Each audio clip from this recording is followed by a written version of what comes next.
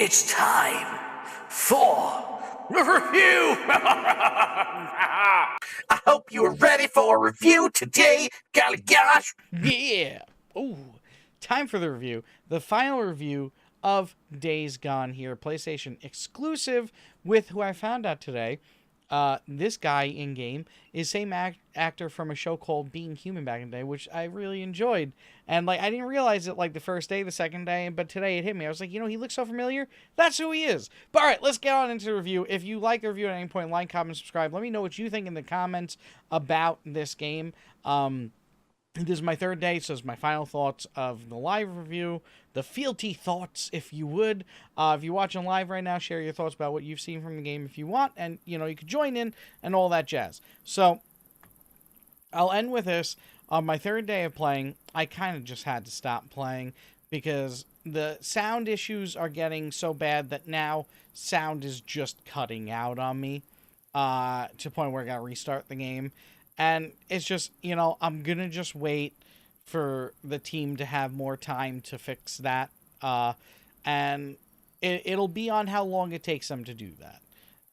We'll see how long it takes. I would hope that this is like a few week issue and no more than that. If this takes a month, then, it's unfortunate, but you fight. No. No, it's unfortunate, but I would think again the next time I'd buy a Ben Studio game. Because sound issues really should not be something that still exists in my mindset, because really, if you have a sound issue, did you not alpha test it? I mean, there's no way you didn't experience that throughout all of the processes of making the game, So, something like that, I think, is a very blatant thing. It's something that happens not dependent on where you're standing, what you're doing, or anything. It's something in the world that you experience, and especially in a game like this where sound is so important, it's something that's a problem. Then on to the other thing, another thing I don't like. So for the final review, I'll start off with the things I don't like, and then go into the things I do like. So let's say I'm going into my wheel here. So I go into this section here with the pipe bomb, the Molotov, and whatnot. Just make sure you can see it. Now, let's say I want to go get the bat. Look, I'm central on the bat section. Now I'm even past central. Now I'm almost passing the bat section. And now I fully passed the bat section. And now I'm going back. And now I'm passing. Do you notice the problem there? Why can't I get to my melee section, to go from that one to this one? Look.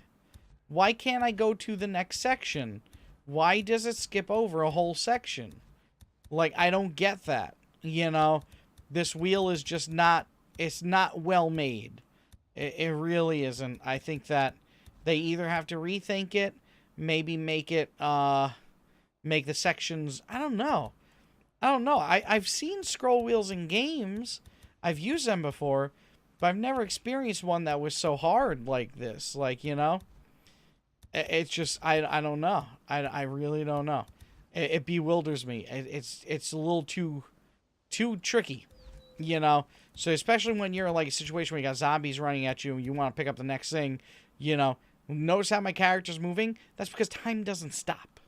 Time is still going, It's just going extra slow, but time's still going. So you got zombies running at you and you want to maybe get to the bat, but you accidentally went to your medical section first. And you're like, oh no. And then you reset it, and then you could go to your bat, and now you're in your bat. Now you're ready to rock and roll. You know what I'm saying? It's the time it takes to realize, oh shoot, I actually went to medical first. Now I'm going to run into an issue here with a bat section to reset and then go. It's just that extra, every little bit counts. Especially when you got 3 freaking freakers running at you, ready to rock and roll with eating your face. You want to pull out the next item as fast as humanly possible. You know what I'm saying? So those are 2 things, just two issues I have with the game. Not game breaking, really not game breaking. The sound one is a problem, but still for me, not fully game breaking. If I wasn't streaming, it bothered me today because it was day 3 and it's still happening. But, like, I don't mind for a new game that comes out, you know, a company that I don't know of as being a big company, per se. Like, it's not like we're talking about, like, EA here. You know, if EA released a game and their sound was messing up a bunch, I'd be like, you guys got, like, millions and millions of dollars, like, and you release something with a sound issue? You know, that's a little bit more of a situation where it's like, this is shenanigans. You know, whereas for Ben Studios, I've really never heard of them before. You know, we talked about in the other review about the games they've done previously. Never really heard of them before, so you know, to me, it's like I'll give a pass on a company's, like, I guess, first big game since what, 2012 it was, 2011. Uh, Giving them a little bit of a pass for a little bit of time here to fix their problem, but I hope they're earnestly trying to fix it. You know, since Sony's the publisher, maybe they couldn't delay, you know, to fix it in time. You know, so a lot of things could have gotten into it. And I also, like I admitted in the other review, I don't know what goes into the coding of this sound issue in the game, you know, for distance and whatnot. So I don't know how hard of an issue that is to fix. Like, I don't know if that's a month-long issue or whatnot. So let me know in the comments if you have experience with that. But as for me, my assumption is going to be that I'm going to give it a few weeks. If it's not in a patch in a few weeks, then I have my opinion set of, all right, if I hear of another Ben Studios game, it'll just be in the back of my mind like, oh, weren't they the ones that made that Days Gone game? Yeah, I didn't really appreciate that sound issue. Like, you know, really didn't appreciate that. I'll think again about spending $60, you know, on a game of theirs. Now, mind you, I only paid $47 for this game because I have 20% off at Best Buy through a Gamers Club reward program, and you know, so I don't have to pay full price. You know, it was the greatest deal. I was so happy I signed up for it. I had it for 2 years, 20% off, but you have to get physical titles, so that's why I have physical. I like physical titles anyway because they can put up on your wall or whatnot. It's a collector's item. I like collecting things. When I buy digital, I don't feel like it's as tangible. You know, I like to have something tangible. And plus, you know, it's cool, man. Gosh, I think we should keep the physical. Hope they don't get rid of that. So I also have some proof. Well, I guess not really proof of the sound issue, but here was a moment in time from a previous stream. I hear a zombie. Oh, let me. I hear one, but I don't see one. Back out of game here. Like, that's like the biggest. So I don't know if you could hear that there. But it's like, it sounds like the zombie's really close, you know? And that's it's a problem. It's a problem. I have to go to the PlayStation Store to stop all sound, so I had to back out and go there. That's a problem for me, so I hope they fix that. You know, so give them 2 weeks on that. And then other than that, the only other problem I would have is that I do feel like at the start, there's too many zombies to experience. Like, I don't feel like the game has long enough of an intro period to kind of acclimate you to the game world, and that goes into story as well, which I'll talk about in a little bit. You know, like it kind of seems like you get put into the game world, and you know you're just in it, and you're already doing things, and it kind of then leaves you in the sparse world where fuel is at first a little bit difficult to find. You know, so I think it slows down your progress in the story and whatnot. So it slows down your experience, you know, so it affects other things.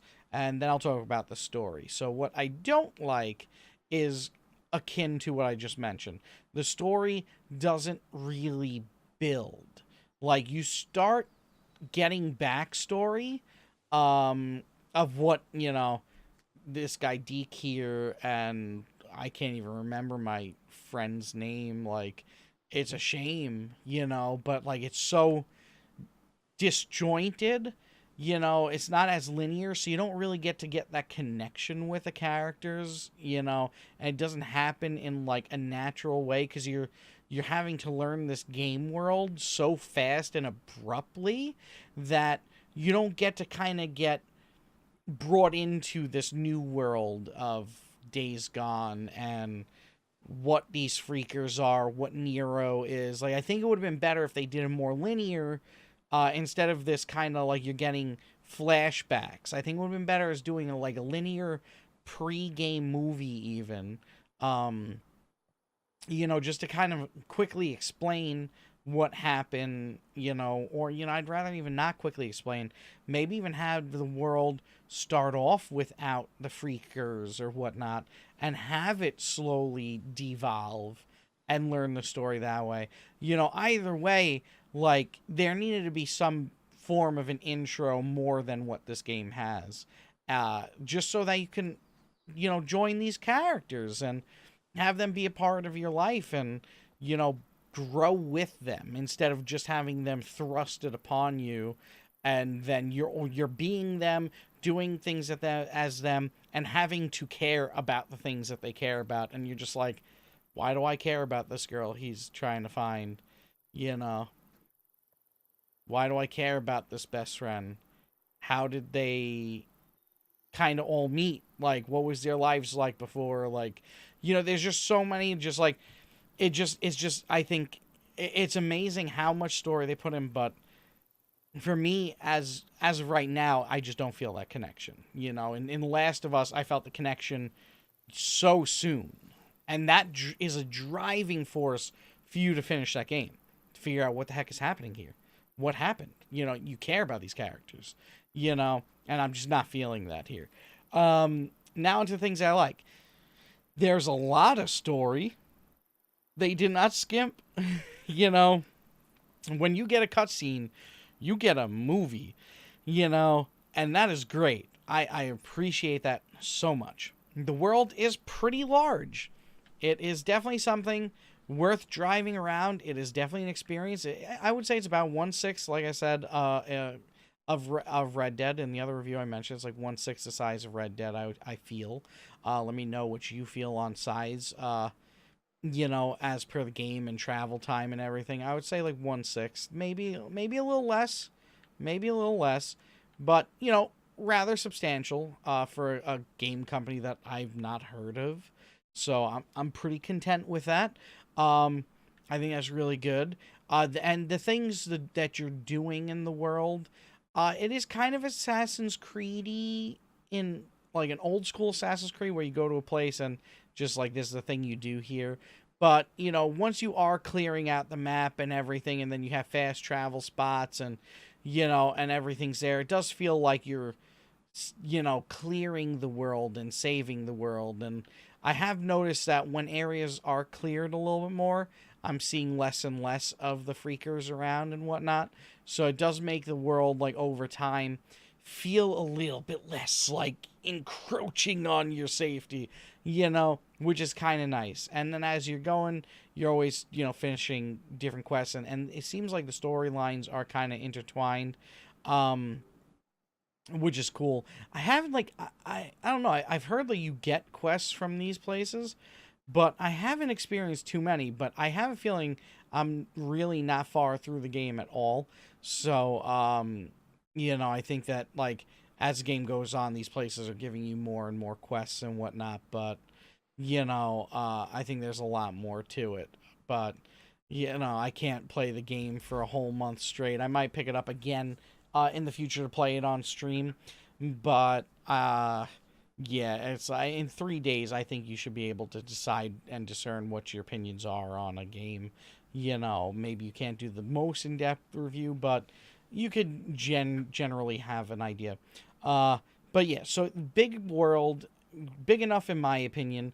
The story, way more than enough. And then the gameplay of fighting the zombies. When you fight them melee, it is a lot of fun. It's really a lot of fun, especially when you have a better melee weapon. Like, I like the bat with the spikes for right now. I'm looking forward to leveling it up and getting a saw in there, which looks crazy, and then I also like the stealth killing.